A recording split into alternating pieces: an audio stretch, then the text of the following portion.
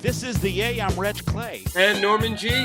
This is The Yay, where we talk about life in the theater and the theater of life. Yay! As always, we are sponsored by Central Works, a new play theater headed up by Gary Graves and Jan Zweifler. Central Works, reinventing theater one play at a time. And speaking of Central Works, we have a longtime resident. I mean, I talk about Gary Graves and Jan Zweifler, but Greg, you are, I don't know if you're a founding member, but you have been, right along with Central Works almost from the very beginning. We have Greg Scharpen on as our guest. How are you, Greg? I'm doing well. I'm really, really glad to be here. And you've got your Central Works shirt on. You got my Central Works hoodie. I didn't know there was a Central Works shirt. I want one. Merch. There's only 3 of them, I think. I don't think they were ever really sort of widely disseminated. Damn. So, Greg, you're basically the resident. I would say the technical director. I would say, obviously you're an audio wizard, but you run lights, you run sounds, you pretty much run everything once the show is in the air, right? For the most part, yes. I would say I'm not the technical director. I would fob that job off onto Gary Graves, but I do run everything, and I am the resident sound designer for Central Works. Yeah, and when we talk but about if things break down, Gary's the one that has to go in and fix them. So okay. I let him fix the light board and all of that stuff. So yeah, I have to remember when we did Mesmeric Revelation, he was the one who designed the I guess the lighting schemes and all of that sort of stuff. Right. But he let the sound to you. And I mean, when we talk about sound designers, we're not just talking about just throwing in a couple of sound cues and pulling MP3 files off the web. We're talking about just really intricately. I mean, I remember writing down on my little blurb here that the sound designs are much a character of Central Works plays as the characters themselves. That's how I describe it. And I think that's really, really accurate. To give praise to you. As I begin every podcast, Norman, how was your week? Blah. Lots of work, lots of craziness. My Eugene O'Neill workshop we're starting to get some momentum up, and we have a new guy who is our education director, I believe is his title. He's the new guy. So it's like, are we okay? We've got 4 people signed up right now. And I'm like, well, as of today, that was yesterday. As of today, we have 6. And there's a bunch of stuff that just went out. So teachers will either talk about it. Either they talked about it Friday or they'll talk about it Monday. And that's usually what happens. In the last 2 weeks before we do this workshop, bam, that all happens. But I've also had I'm doing a new sculpting gig I'll be doing all spring. That is exciting and fun. I'm enjoying the hell out of it. I started it here on Zoom. I've been live for the last couple of days, and now I'm going to go back and forth. One day, Wednesday nights here, Saturday mornings there. It's going to be a trip. And then on top of that, another sculptor got in touch with me, and I went to model for her. So I just played Achilles and Achilles' mama. I don't know who Achilles' mama is, but she had this sculpture already started with this arm, and it was like a pencil. So she said, could you just do the arm? So I did Achilles' mother's arm and Achilles. And I'm like, okay, this is the crazy life I live. Every time I think of Achilles, I think of Brad Pitt, because I think he was in that movie, Troy, I think, where he played Achilles. Oh, was he? Yeah, that would make sense. In any case, it sounds like you had a very eventful week. Oh, and Homestead, Dexter went to visit his daddy for a month. Oh, there you go. Oh, my God. It's you. It's you and Mara. Hey, 3 days of dishes. I knocked out 3 days of dishes last night. It was less dishes than we normally have every day. I was like, wow. Oh, I keep on forgetting having a teenager means, yeah. Yeah. Oh, a teenager who now cooks. Oh, there you go. go. But he cooks like he's a chef.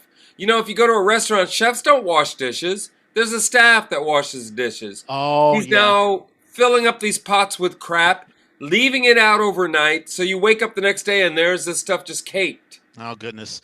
Greg, Yeah. Now I was just going to ask Greg, how are you handling life in COVID? And have you at least gotten one shot yet? One vaccine shot? I have not gotten any shots so far. He's not old enough.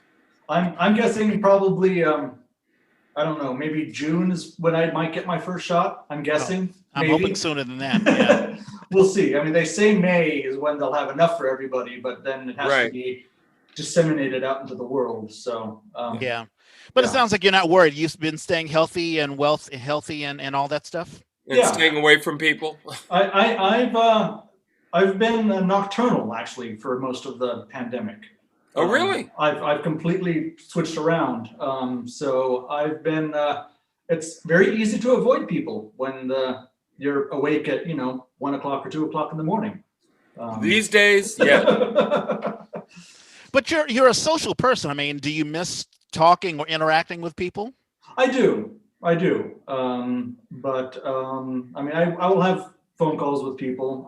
I still am in contact via email. I mean, the things that I miss the most are the congregating in theaters and cinemas and all of that. But so yeah, it's not the easiest thing in the world. But I also am somebody who, as a sound designer and as a film editor, which is my day job, if you want to call it a day job, I'm used to being sequestered in my own little sphere and just kind of hunkered and making things. So I'm actually used to being on my own for significant amounts of time. No, so I guess the COVID has worked well for you, but it sounds like things are. I mean, I'm hearing news that California will be opening up very, very soon. Like, schools will be open, and I got email from Major League Baseball saying, "Oh, Giant State, you can actually buy they're tickets." Planning on opening. I don't know if that's a good or a bad thing, but I'm trusting that people know what they're doing. There've been a couple of news things. Johnson & Johnson. So there's controversy that there's some good vaccines, there's some bad vaccines. There's Detroit. Well, there's stuff that got out quicker with big numbers, and then Johnson & Johnson is a little behind the curve. Right, exactly, and I think Detroit's mayor said that he doesn't want he rejected the Johnson & Johnson vaccine. There's also a race element saying that maybe that they're trying to push it on to black people or poorer people because it's only one shot and it'll work okay, but people are hesitant. So I don't know how I feel about that. I just have trust that if no one's going to put a drug out there that isn't going to work. So so there's that. Yeah. There's the controversy of Andrew Cuomo. It's fascinating. Earlier during 2020, he was the hero because he was the one, not Trump, to be out in front and to talk about what's happening in New York and getting the numbers down or whatever. And now, and now it turns out he's Trump after all. Yeah, exactly. Just right down the line. So he is. 3 women so far, and I was like, wow, he's a hero, but hey, when you're wrong, you're wrong. So it is what it is. Yeah. So he got busted. But he's got to hang in there. He's saying he apologizes because apparently the way he is miscommunicated to some people. That's his story. It's sort of the "I'm sorry you took it that way" apology. It is. That's exactly what it is. It's that if I'm sorry if you feel this way or that way, but I think more and more. I mean, maybe we're weeding out all of the older generation men who are like, well, I always do this, and okay, well, I guess this new generation they're offended, so I guess I better apologize. It's got to be a time where this old generation fades out and you just become woke and you just think before you act, especially if you're in a position of power. But I think with our current president, you're going to be able to hide behind his one. Oh, gosh, no, I'm sorry. I'm just a touchy-feely guy. I didn't mean to offend anybody. Yeah. And one question they asked Cuomo was like, did you take any implicit bias training? And he was like, yes, I did. Next question. And it's like, okay. Obviously, it didn't take. Okay, so we have CPAC. We have Vernon Jordan, who passed away. Dr. Seuss. Do we have any feelings about Dr. Seuss and I guess the books that are being pulled off the shelves? I'm a Dr. Seuss fan, and those books were already, the books they're talking about were already kind of back shelf. Yeah. And they did this before now. It just came to light. Please. Oh, I didn't hear that part. Greg, are you a Dr. Seuss fan? I love Dr. Seuss. I grew up with too. Dr. Seuss. I mean, I think the sort of surrealist quality of Dr. Seuss is probably shaped my rather peculiar view of the world, certainly. But again, I didn't know that this was in the past and had just been revealed. But it's also, this is the Dr. Seuss estate. Yeah. Doing something. Right. So, the government didn't do this. Yeah. They did it. Yeah. Yeah. Which is good. It's it's not, they're basically canceling themselves, and they recognize. And this also falls with Disney, and there were a lot of other cartoons or whatever that were just really racially insensitive. So I think it's a good thing. And yeah, people are upset. Now cancel culture, according to the Republicans or those who are conservative, are like, oh, cancel culture will just destroy everything. But it's just sensitivity. It's just, listen, if you offend people, it's wrong. And so just recognize that. Yeah. So, and plus, we still have the Cat in the Hat. We still have the Grinch. How the Grinch Stole Christmas. Green Eggs and Ham. Horton Hears a Who. We still have all of Bartholomew Cubbins. Right. So we still have plenty. Bartholomew and Blue Black. Yeah. There you go. All righty, and that's all that I have. And with that, let's introduce Greg Scharpen. Greg, how did you? And you're not just involved in theater, but you're involved in music. I mean, you have an incredibly creative mind, and it's not often that we get a technical wizard on. So why don't we start from the beginning? Tell us an origin story. How did you grow up in the Bay? Where were you born and raised? I was born in Stanford Hospital. So I'm one of the few Bay Area natives that I know. Most people I know in the Bay Area came from Ohio or Southern California. But right. I born in Stanford Hospital, grew up in Cupertino, which is in the South Bay. I'm so used. Growing up in Cupertino, I was used to having to tell people where Cupertino was, but I guess that's not really the case anymore. Yeah, I was just going to say, my screen went dark. I was just going to say, well, you must have grown up during the whole Silicon Valley thing. You sort of saw it happen, in front of your very eyes. It was Cupertino had just stopped being full of orchards and was just starting to be the home of Apple computers when I was in elementary school. So there were still sort of the faint vestiges of the old orchards that were all over the South Bay were just disappearing when I was growing up. Oh wow! Really, really cool. Yeah. Did you have siblings? I have one brother. Cool. Who is still living down in the South Bay. He lives in San Jose with a family. Yeah.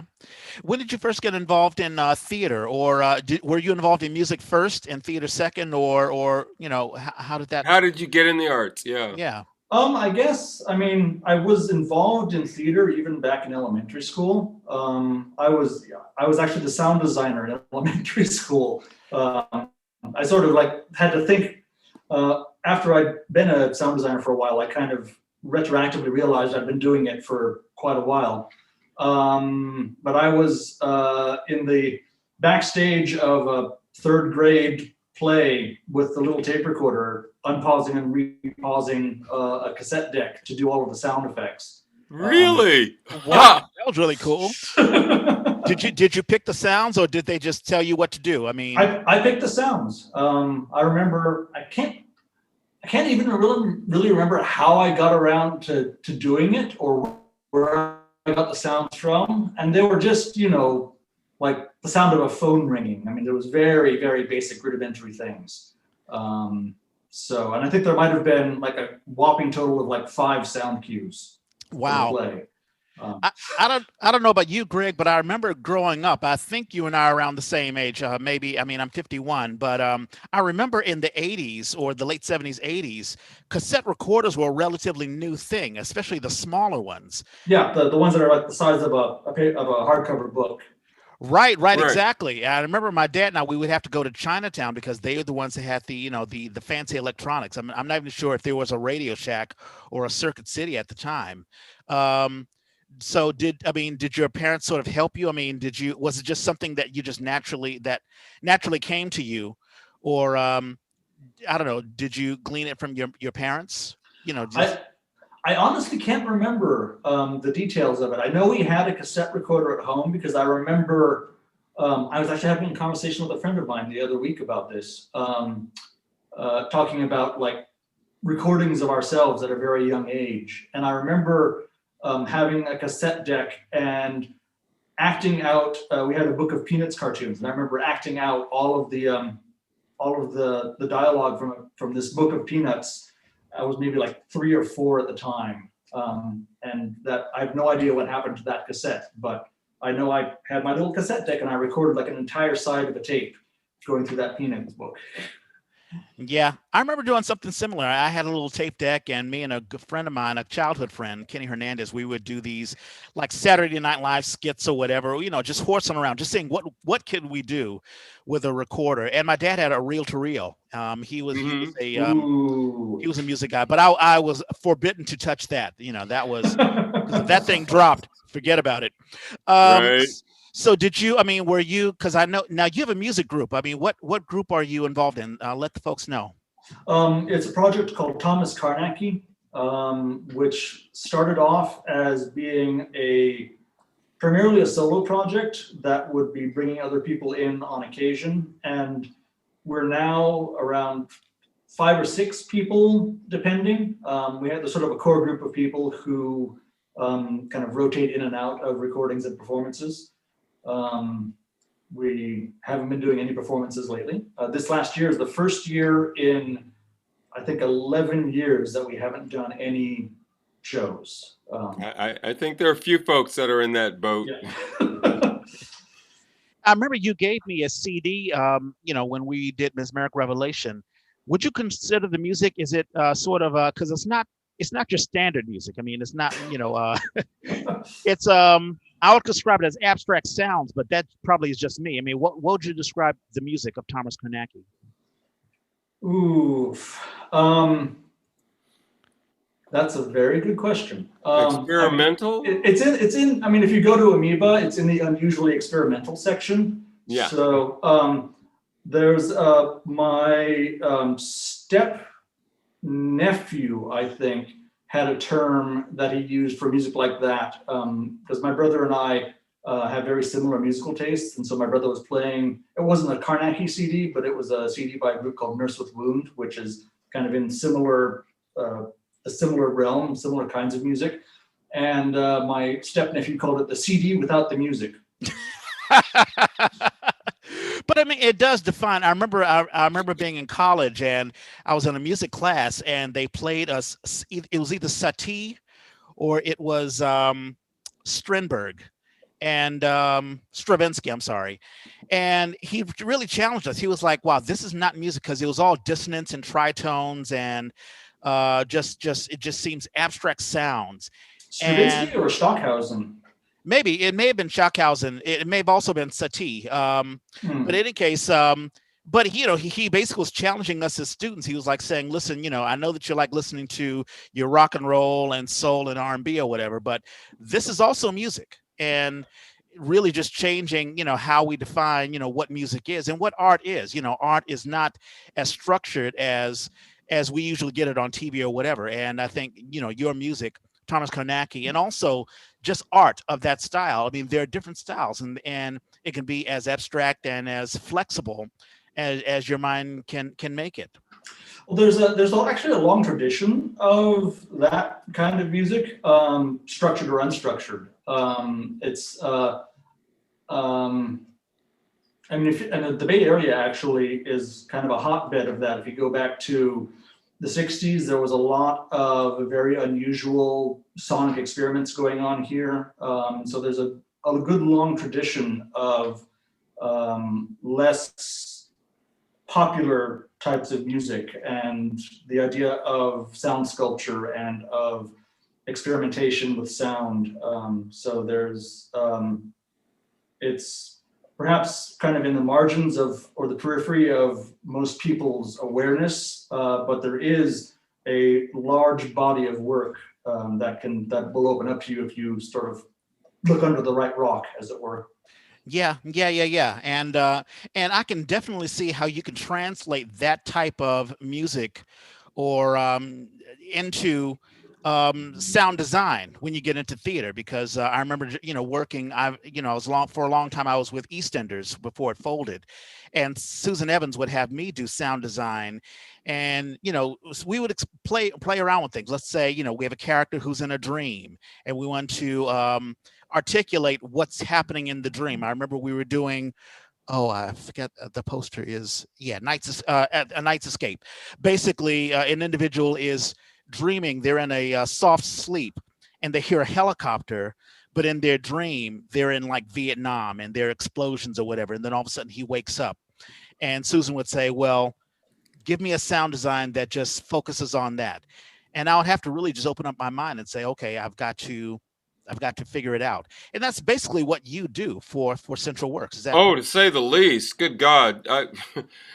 Because the shows have such a range, Gregory comes up with, I don't know, I can't even begin to describe it. It's part of the set. It creates a mood. It creates a scene.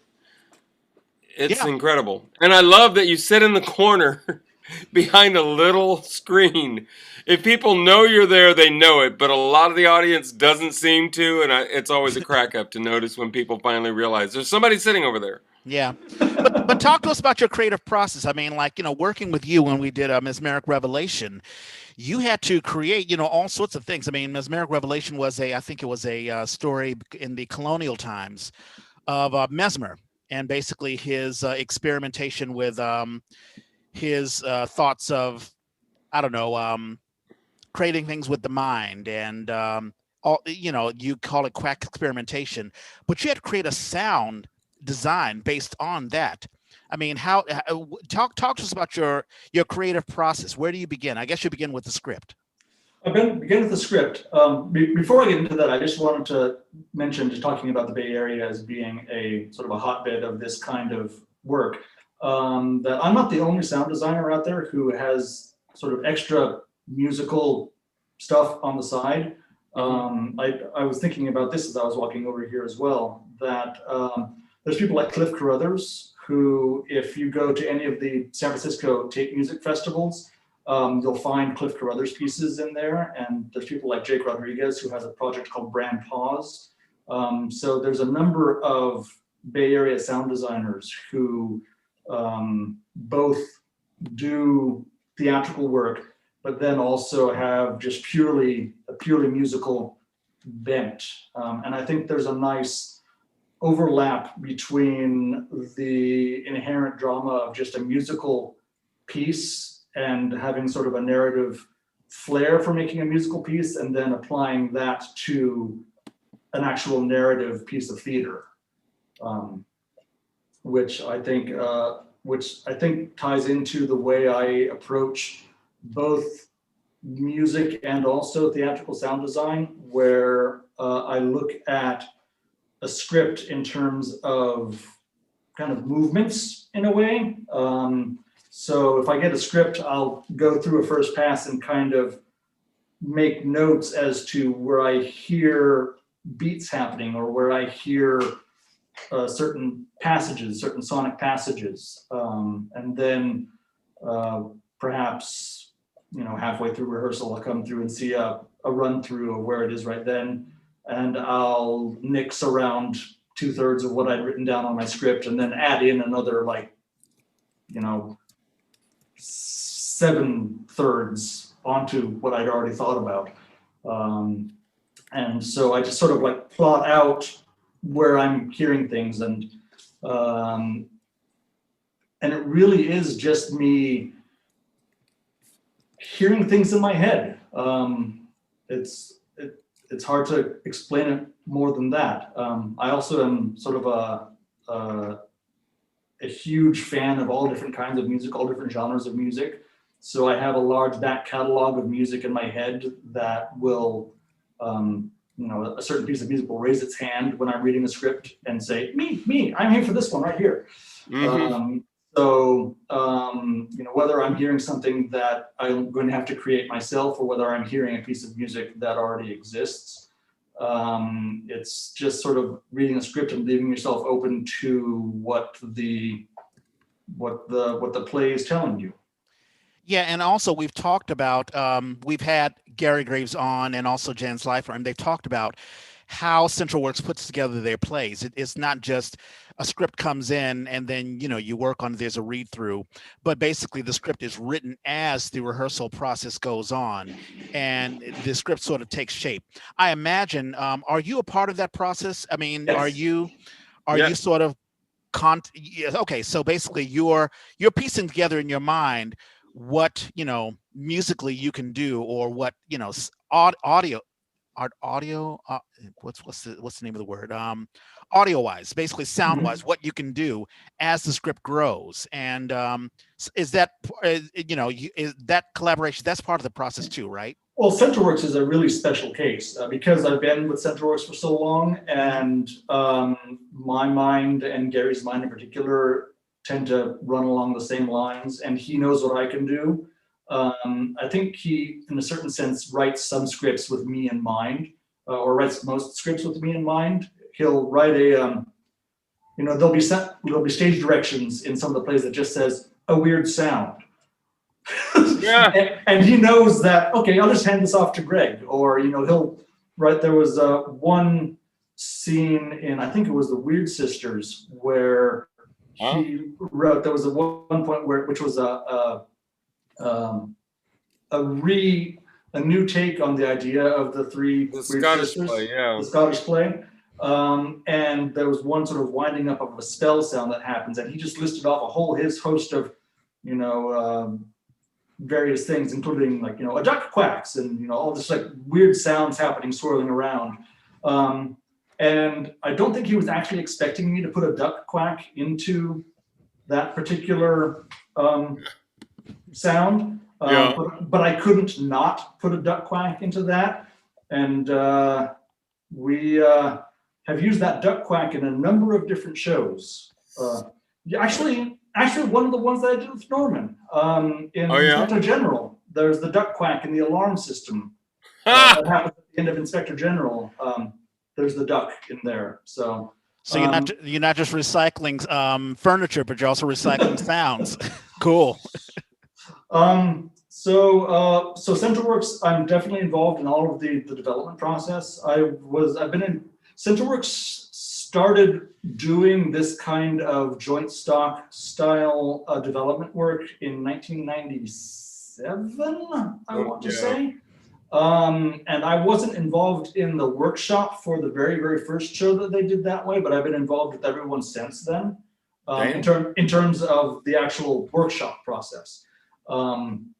So I definitely have input into what the shows are like, and I certainly my thoughts on where the soundscape might go are both fed by that workshop process, and also I get to sort of contribute to the sonicscape at the script level, at the foundational level.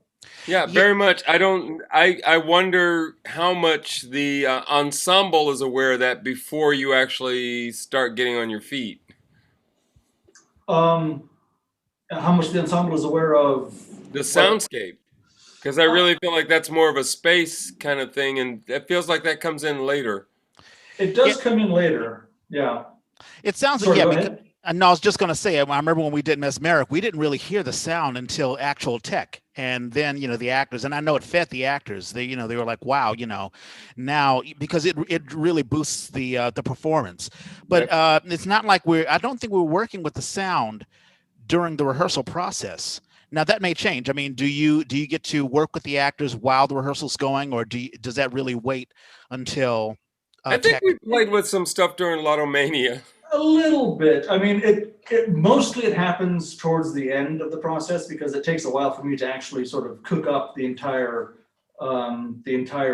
score for it, and also the script is still in flux because CentralWorks does all new work. There's the script has to solidify before I can really start engaging with the design process.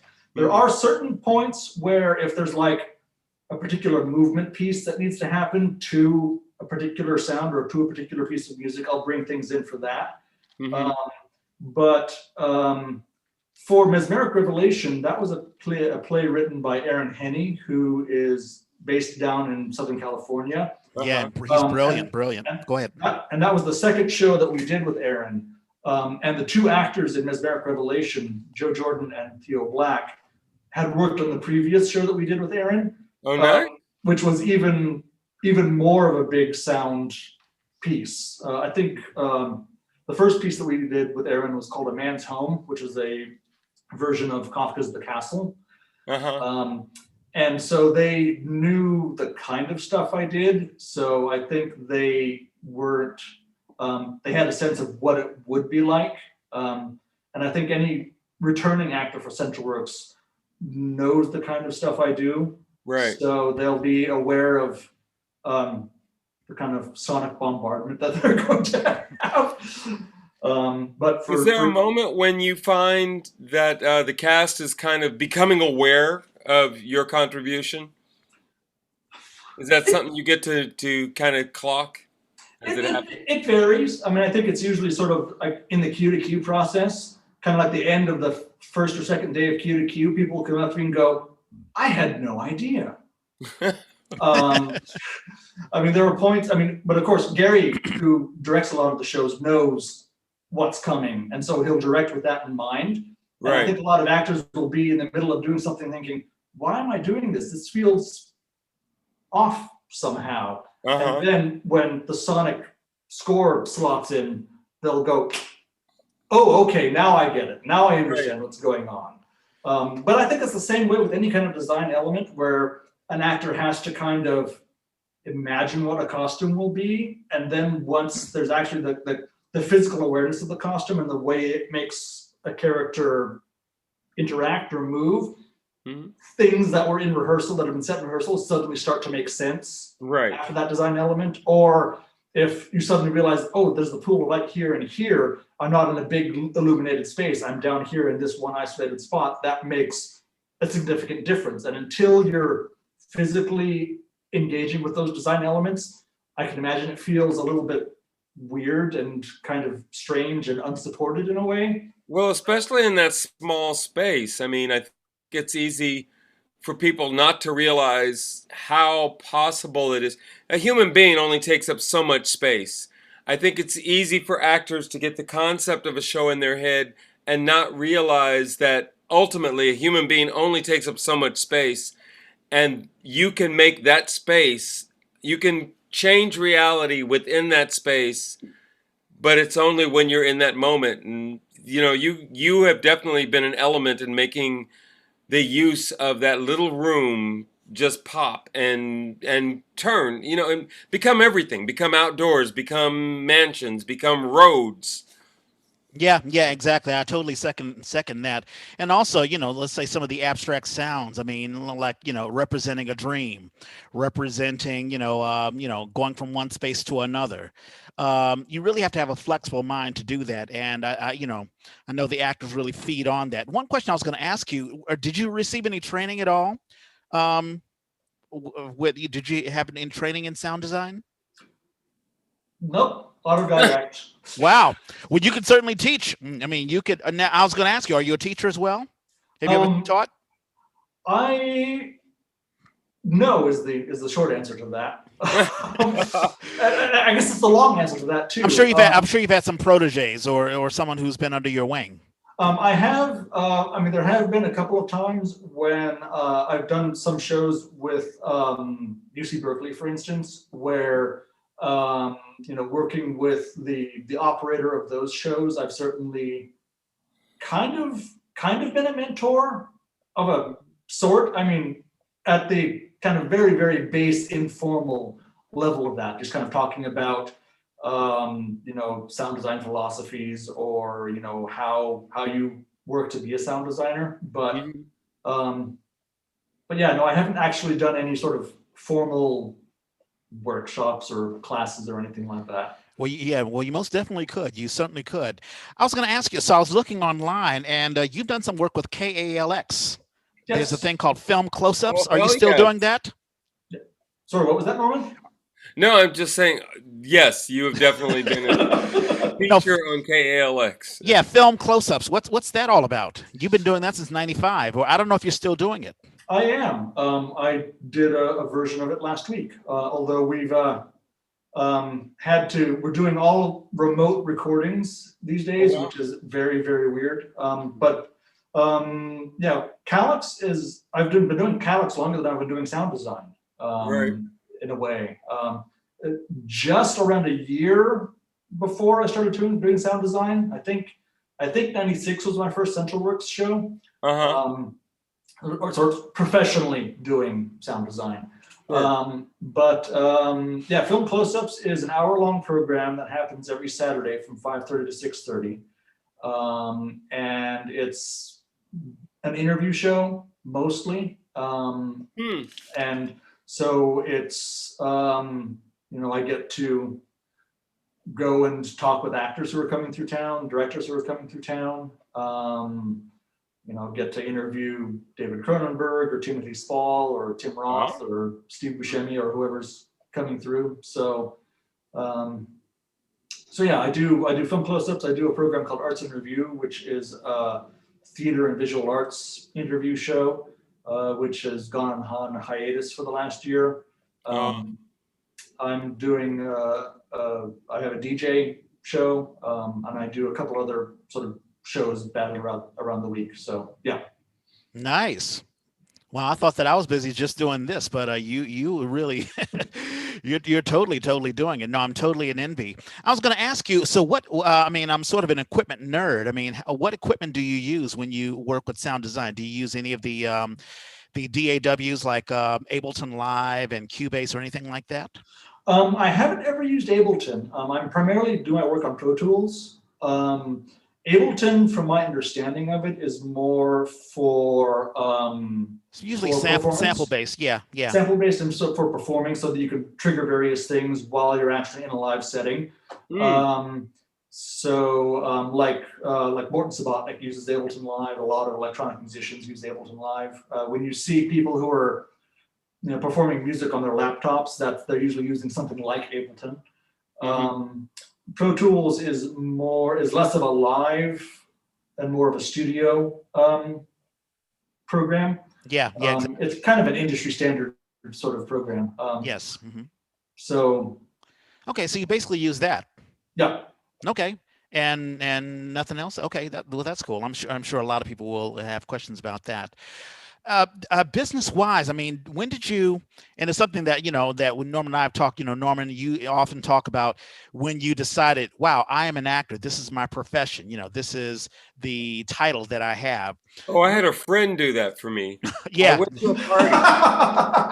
I did. I went to a party and my friend introduced me to somebody and said, Norman's an actor. And I wanted to correct them and I stopped myself.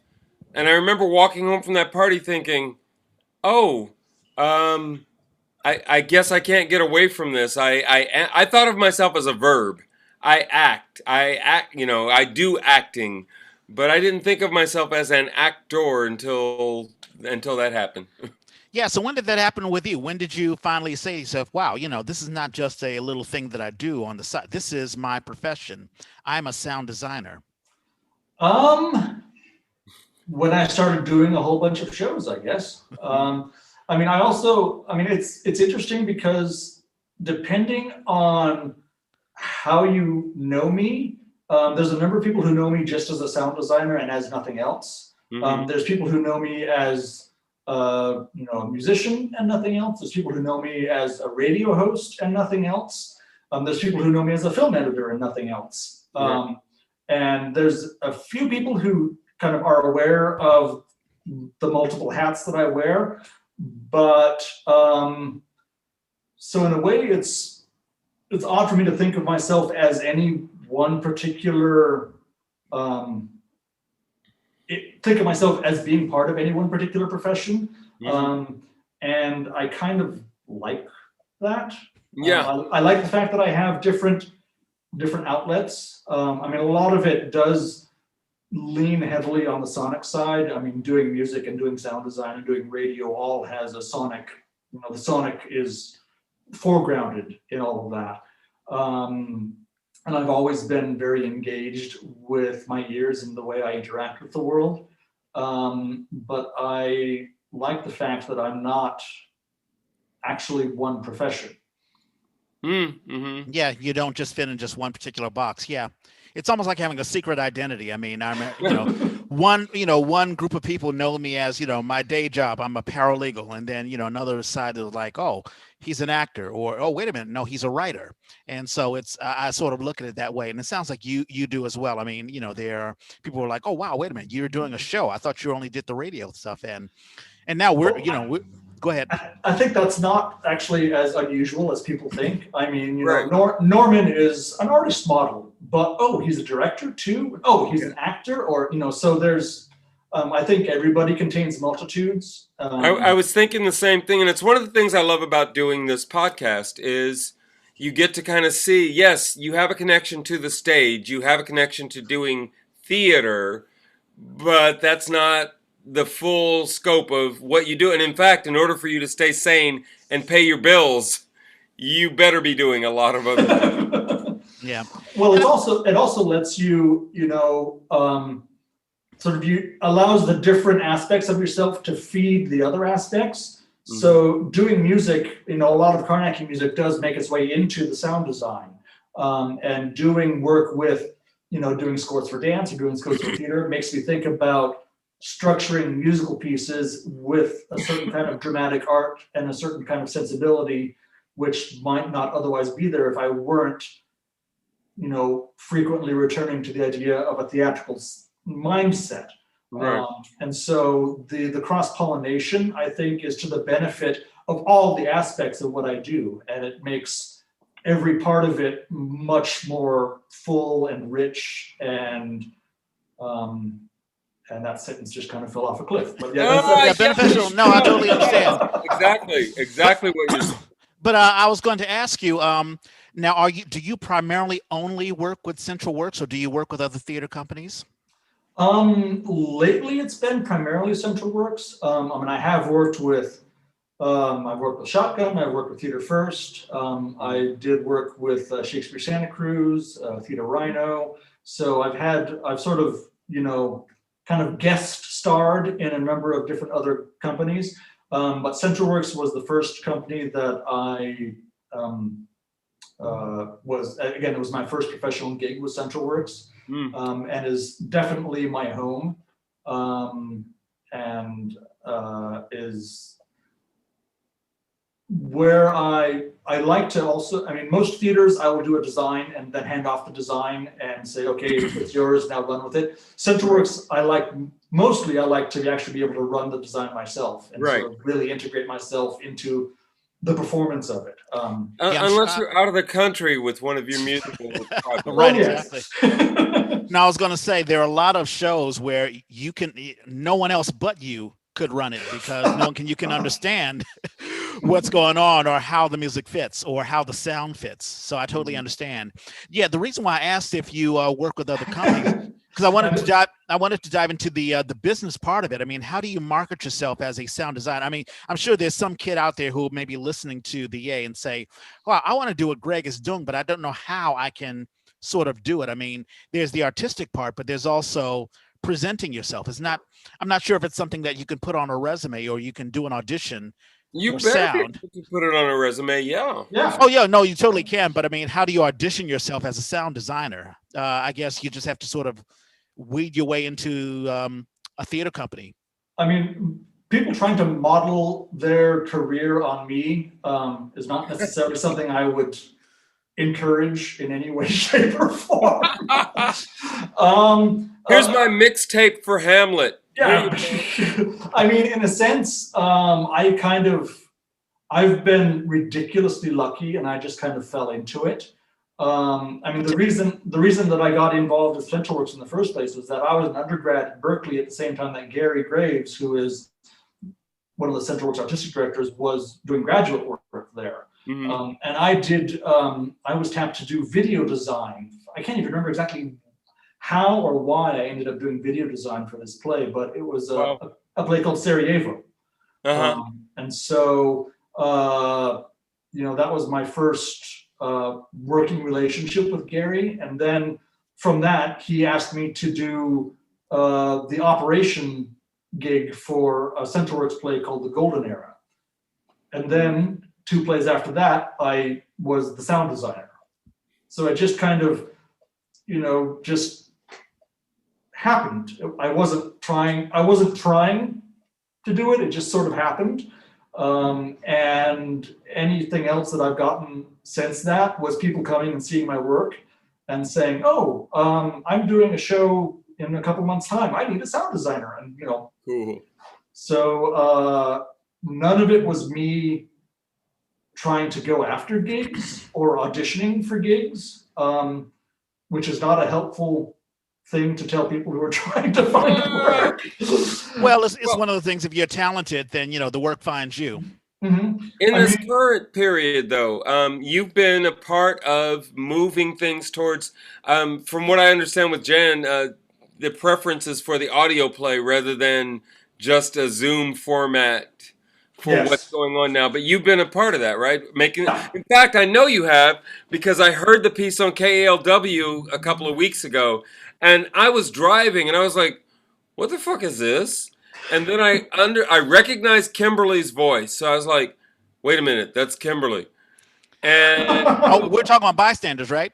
Yep. Yeah, and what is going on? I found myself listening, and finally they finished the clip and they were talking to somebody, and then they gave credits at the end, and your name popped up, and I was like, of course Gregory was a part of this.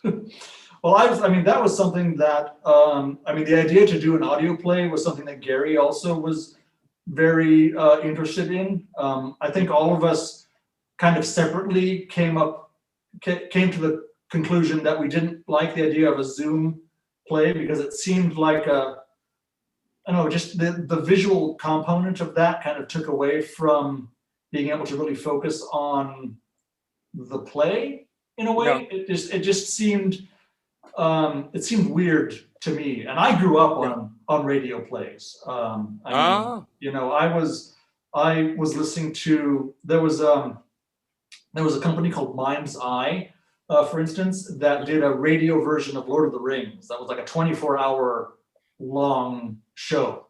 Damn. That was just riveting. And which included, I think, Eric Bowersfeld, who was a local Bay Area actor, was part of that. And there was one time when Eric Bowersfeld came to see a Centralworks show, and it was one of those sort of starstruck moments for me. And I went up and talked to him about it, and he didn't even remember having done that show. Funny. But it's something where, because you're taking the visual component away, it allows for a listener's mind to really fill in all of the details, and it allows someone like myself who has a sonic bent to really kind of create the space that things are happening in. So it's something that was kind of foundational to me growing up anyways, and it was something that I could have a lot of fun with. So when Gary said, should we do an audio play? Yes, we should definitely do an audio play. And we've done 2 of them now at this point. Bystanders was the first one. And then we went back and we've done The Human Ounce, which was the last play in the space that we did.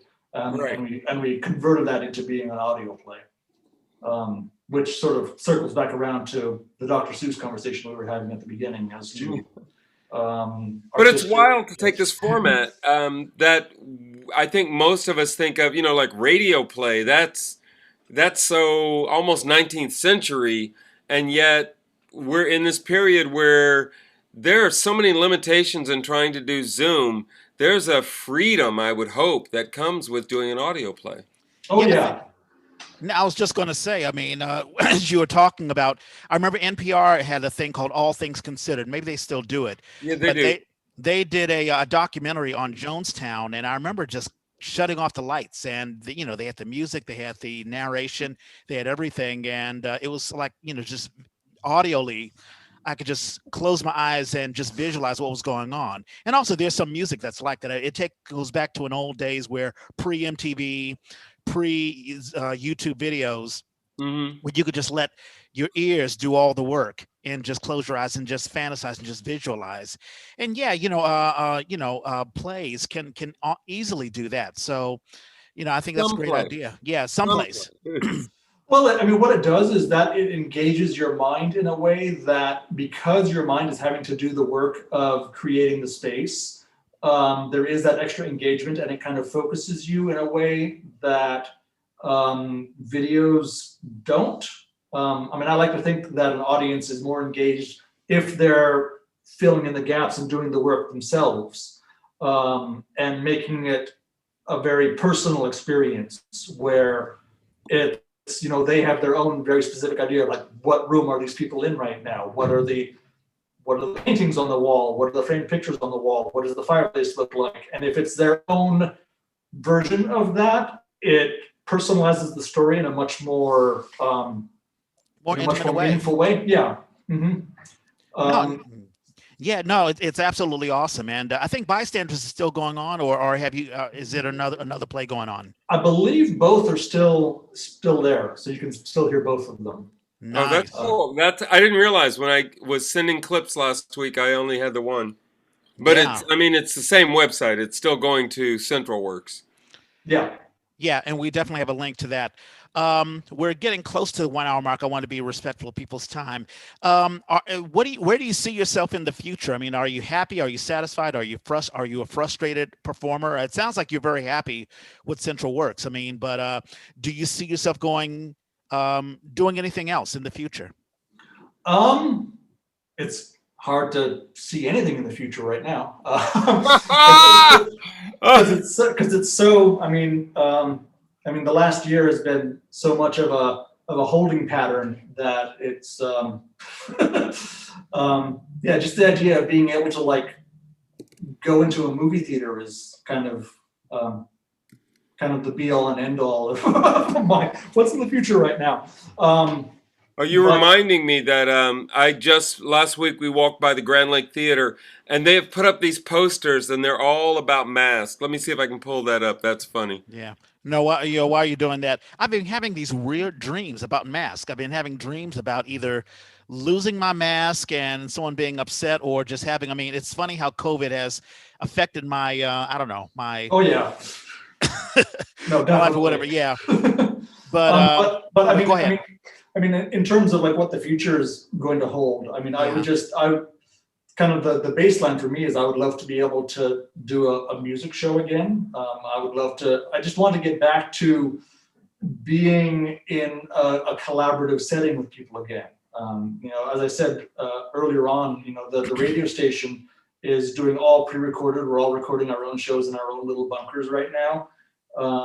And most of the projects that I do are at a certain level a collaborative process, and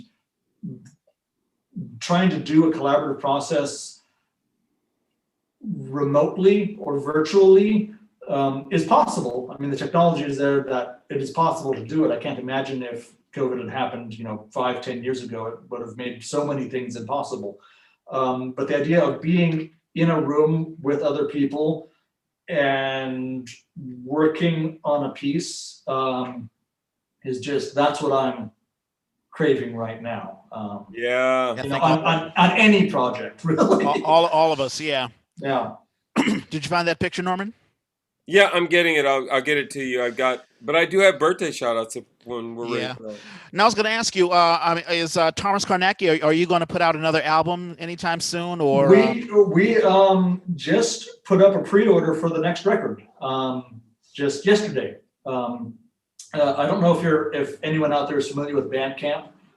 Yes. Yeah, Bandcamp. Bandcamp is a website where basically it's both a streaming and a digital download, and kind of a bazaar where people can sell records, CDs, any kind of merchandise, T-shirts or whatever. And the first Friday of every month over the course of the pandemic, they have been waiving their own fees so that musicians will get a bigger chunk of whatever is bought on Bandcamp over the course of that Friday. And so this past Bandcamp Friday, I put up the pre-order for the next Thomas Carnacki CD. Right on. No, we'll promote that. We'll promote that. And I've got it written down. Bandcamp, bandcamp.com. I'm sure I can find it. Yeah. Yeah, I got a buddy who just put out a CD on Bandcamp. So yeah, I'm definitely thrilling about that. Yeah. And there's a lot of Bay Area people. There's like Josh Pollock has a Bandcamp as well. Does he? I didn't know that. Oh yeah. See, a lot of people who are in theater tend to, for whatever reason, keep the other parts of their lives quiet. But I've now outed Josh Pollock, so take that.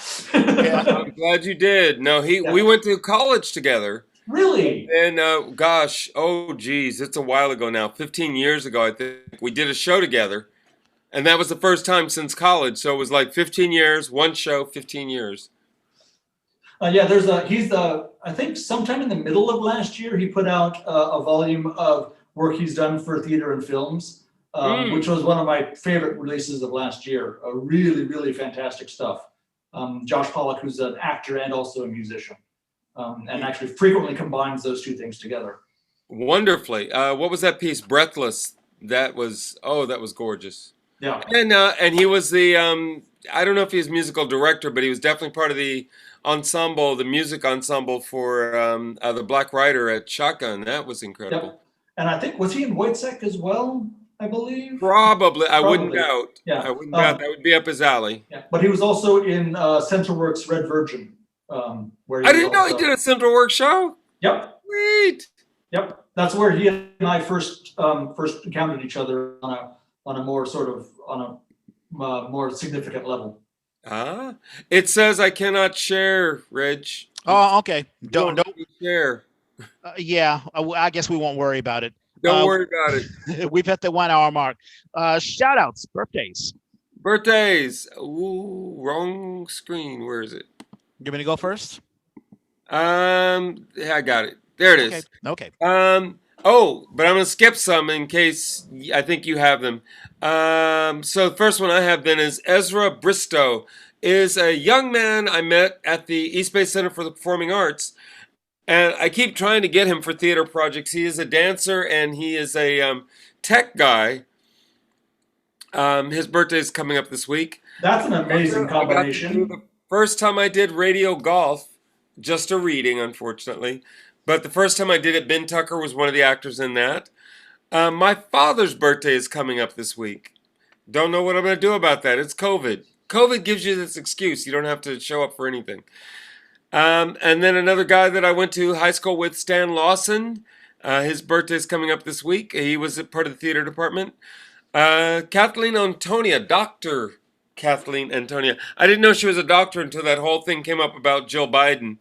And then everybody put their titles out. And I was like, wow, she's an amazing, wonderful actress. And we had her on. Educator. Yeah. No, Tar. Isn't her last name Tar, or is it just Kathleen Antonia? It depends on if she's putting herself out there as a theater artist or a doctor, right? Because I guess she's still keeping Antonia as her stage name. Victoria Miha Diaye is actress that I got to work with. I love it when somebody is both beautiful and comic. She is both. Rico Anderson, who we've had on the A. Hey! Yeah, Rico. Rico is somebody I went to high school, went to college with, and he was on the show. He was up visiting because he's a Bay Area boy. Oh, Rico Anderson, not Rika Anderson. No, not Rika. No, Rika's birthday I think is coming up soon, though. Their birthdays are not far apart. Anthony Clairvaux, amazing Bay Area playwright. Kelly Crump, I have had very few stage kisses. Kelly Crump was one of them. We got to do, it was a staged reading of the play Scapegoat, which as it developed to a full production, I got to direct, but I was the lead in it for the reading, and Kelly was my love interest.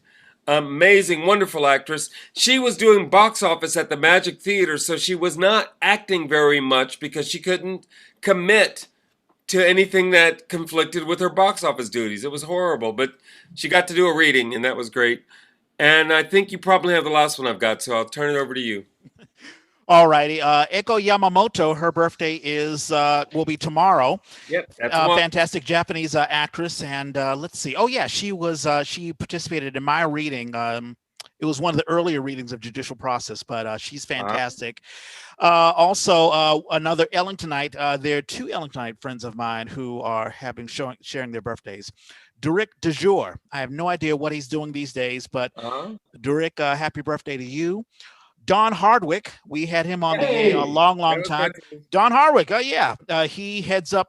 He is helping, I forget, the Playwright Center for San Francisco. I know that Charlie Larigo has passed away. So Don, I'm sure a bunch of others are now heading up, taking on the realm of handling the Playwright Center. So his birthday will be on the 9th. You mentioned Rico Anderson. Also, Don Carter. I got one more I think you have. Okay, Don Carter, another Ellingtonite of mine, a friend of mine who also graduated with me, along with Jamal Brown, two Ellingtonites. Also, March 11th, Marty Pistone. Marty Pistone is a fight coordinator, and I worked with him. We worked on a show for Off-Broadway West. So his birthday is on March 11th. And I think the last one that I have two others. Bert Von Alzberg. Yeah, there's Bert. Bert is a technical. He's a set builder. He's a stage manager. I think he's an actor as well. I worked him in on a bunch of projects, and he's helped me get a bunch of jobs. And try as I might, I can't get my beard anywhere near Bert. Bert's beard is unique. I know. I've seen a couple of early pictures that Bert has posted where I don't know, he is cut short, but that goes like back 20, 30, 40 years or whatever. But in any case, his birthday is on March the 12th. I've worked with him on Off-Broadway West stuff, and he's got me a job at the Fringe Festival. And the last one is Ellen Marie Marsh. She is now in New York. I think she wrote Kinky Boots, but she got her start in the Bay Area. I'm not sure what show I worked with her, but her birthday will be on the 12th. And those are the birthdays that I have. Shows. I just sending. It says it's sending. There, I sent it to you. Those are the links for the shows I have. I've got what do I have? I've got a Monday Night Playground coming up on the 15th, so a week from Monday. I'm directing a piece called The Talkback, and this will be the first anybody knows about it, but I hope I've got Jeannie Baroga and Rena Beth Epistol as my as a mother and daughter in this piece. I'm hoping. That's who I requested. I'm hoping that happens. So that'll be a week from Monday. I will be performing with Shots. I will be doing a Robert Estes monologue on the 24th with Shots SF. And I haven't heard yet because the writers just got a prompt a couple of days ago. Robert Estes is writing it or directing it? What's that? Is he writing or directing, Robert? Robert wrote this, and he says he's not technically directing me, but he is giving me notes, which I appreciate. But yeah, so I'll be doing a monologue for that, and then I'm part of their cadre of actors, so hopefully I will also be in another piece there. Binding Ties extended. This is the Oakland Theater Project. It extended to the 7th. Is the last day as far as I know. And I sent you the link, but it's Oakland Theater Project. It's this amazing thing at the 16th Street station. There are not very many places in the country that had 2-story railroad stations. Trains could actually go up to a second level in this space. This was amazing, and the structure still stands. There's a whole bunch of people battling to try and do something with it. And so Oakland Theater Project is doing this show with, I guess, one performer and projections and sound. So we're going to go see it. Me and Mara are going to go see it tomorrow night. And that's it. Those are the shows I have. Yeah, the only other show that I have, you mentioned a bunch. I'm looking at my screen here. The Stop by Kimberly Ridgway, who is on a tear. I mean, you think about COVID-19 just stopping work. She's like, listen, I'm not going to let no disease stop me. She's acting, she's directing, she's hosting. In any case, she wrote a piece called The Stop. Yeah, exactly. She's wrote a piece called The Stop, and the Fantasy Theater Factory. They've been running it. since February the 19th. It ends March the 18th, and we've been promoting it, but I just wanted to talk about that. Yeah. Also, you mentioned the Talkback. Linda Amayo Hassan wrote that, and of course, she wrote Cheer, Story of a Dreamer. We've had her on. She's a teacher at Chippewa College, so I wanted to give praise to her. And yeah, so that's it. And you talk about Binding Ties, and you talk about Playground. So cool. Gregory, do you have any shows you want to promote? Well, just talking about Kimberly Ridgeway, we might as well go for the full Kimberly Ridgeway Love Fest. Both CentralWorks shows that are currently up, audio plays, have Kimberly Ridgeway in them, who is an absolute delight. He is. And again, if you want to go sifting through the archives of the Yay, there's also a really nice Kimberly Ridgeway conversation. Episode 155, episode 155. But she's in. So what is I don't have written down the other show that she's in. I know she's in Bystanders. So Bystanders is one, and then The Human Ounce by Nicole Perizeau is the other show. Which was done in the Berkeley City Club, and actually, was COVID basically cut short the run of The Human Ounce, which was actually kind of a lot of fun to sound design, because I got into the CentralWorks space in order to record myself running around and carrying ladders here and there, because those are the kinds of sounds that we needed to recreate those sounds for the audio version. So there's a lot of my footsteps that you'll hear That's fun. In The Human House. I see. Those are the intricate particulars that you get when you hear Greg Scharpen's sound. It's always very, very precise. And the doors opening and closing in the audio version of The Human House are the actual doors at the CentralWorks space. Those are the City Club's doors. Yay! So. Right on. So there's that, and also there's the Thomas Carnacki Bandcamp page, which is just Thomas Carnacki, CARNACKI.bandcamp.com, and there's a whole host of stuff there. Cool, and I've got that written down. Carnacki. I'm sorry. Spell that again. KARNA. CARNACKI. NACKI. Perfect. And I'll have a link, so people don't need to, spell it out. People just click onto it. And it's like, where's the pen? Where's the pen? Right, exactly. Greg, did you have a good time? This was great. I could go on for another hour, probably. This was so much fun. No, this is cool, and I thank you so much for, Norm and I were talking, we need to have some tech guys. We have folks who are on stage all the time, but what about the folks who sort of create the theater, and you don't see them, and you don't know who they are, and you are really one of the great legends of. Well, it was funny because we've had that conversation, but when I said, so who's next? Who are we having? You said Greg Scharpen. No. Boom! Don't need to say anything else. No, this is fantastic, and it's a great conversation. All right, so folks, you may be watching this on YouTube. So as the young folks say, like and subscribe. I don't know if it's down there or over there. Wherever it is.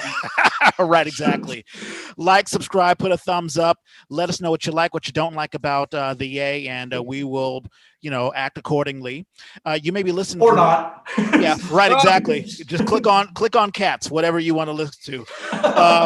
If you're listening to this on the traditional sound on audio, yes, we're on all podcast apps. That Purple Podcast app. If you have an iPhone, if you're on an Android, you may listen to us on SoundCloud.com, or just click on that SoundCloud app and you'll find us. We're also on Spotify, so there are plenty of ways to find the Yay. You'll find us. The Yay was created by theater people for theater people. If you have a show you want to advertise, or if you just want to advertise yourself, let us know. Hit us up on Twitter, Instagram. I don't say Snapchat anymore because I don't even use it. I'm at Red Space Clay. I'm at Hoosier. Greg, are you on social media? Is there a place where people can directly contact you? There's a Thomas Carnacki Facebook page, so that's probably the best way to get in touch with me. I think I had to make a Twitter account somewhere in the distant past, but I have never actually sent one single tweet, and probably can't even remember what the login is. So. I did that for 3 years. I had Twitter and didn't do anything, and then 3 years later, I was like, "What the hell is what is my password?" Right, exactly. So no Instagram, no Twitter, no TikTok, no. I'm strangely lyrical. But you are on Facebook, so. I am on Facebook, yeah. Yes. So which, as my niece says, is for old people. I know, we've gotten there, man. So, but if you're looking for an amazing sound designer, you can't go wrong with Greg Scharpen. And please check out the Thomas Carnacki page on Bootcamp, and we'll have the link there. Thank you so much. Have a wonderful evening. And as Norman and I always say, we gotta find a better sign off. And we are out.